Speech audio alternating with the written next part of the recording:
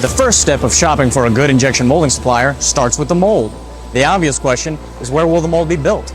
Or maybe you have a mold and you need to move it to another supplier. In either case, it's critical that the supplier has an in-house tool room so that they can thoroughly make, repair, or adapt the incoming molds to their machines in order to meet deadlines, even if a hiccup comes along.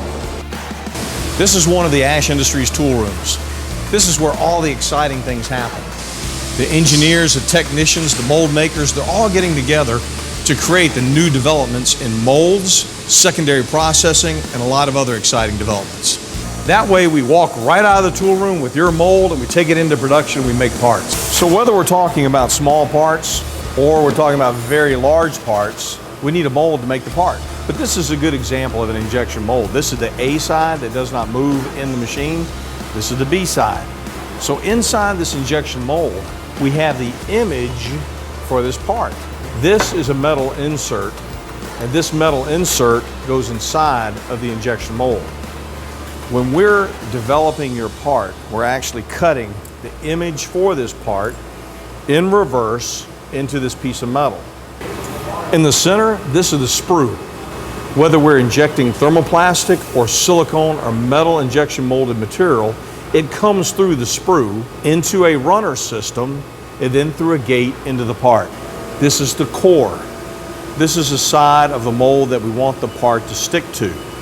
So when the two halves of the mold open, where our goal is for the part to stick to the core side, there's some pins that come forward and push the part out of the mold. So in a lot of cases, when we're talking to customers about manufacturing their parts, we're discussing or we're thinking to ourselves, what would be the best way to gate the part? Where should we put the ejector pins in pushing the part out of the mold? And are there any special considerations?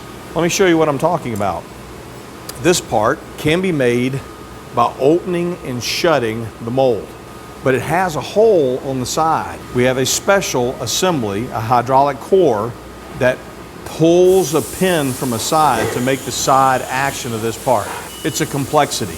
But when we're talking to you about your parts, we're looking for complexities like that, and we're going to ask you if you need to have that complexity or maybe modify it in some way to reduce the cost. Just having a hole in the side of the part adds about $3,000 to the cost of this mold. Sometimes it's a necessity. Sometimes it's integral to the part design. But a lot of times it may not be necessary, and we don't want you spending money unnecessarily. That's our job, to try and help you out. Not only do we have a fully integrated tool room, but we have 14 full-time machining experts on hand to work on your molds. Those craftsmen have over 150 years of collective experience. Mold building at Ash. Better thinking makes better parts.